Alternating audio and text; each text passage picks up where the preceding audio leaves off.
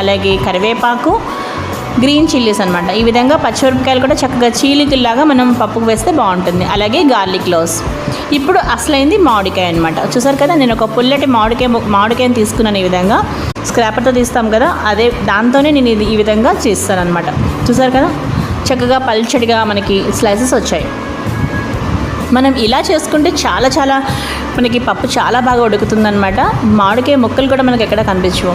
అలాగే వాటర్ పోసుకుని తగినంత ఒక్కసారి అన్నీ బాగా ఈ విధంగా మిక్స్ చేస్తున్నాను పెట్టి ఇప్పుడు నేను ఇక్కడ విజిల్ పెడుతున్నాను. చక్కగా ఒక 4 విజిల్స్కి హ్యాపీగా మనకి మామిడికాయ పప్పు అయిపోతుందండి. హైలో పెట్టడం వల్ల ఏమవుతుందంటే మనకి పప్పు సరిగ్గా ఉడకదు, విజిల్స్ మాత్రం వచ్చేస్తాయి. అందుకోసం మీడియంలో పెట్టుకుంటే చక్కగా మగ్గుతూ ఉంటుంది, ఉడుకుతూ ఉంటుంది, విజిల్స్ కూడా చక్కగా వస్తాయి.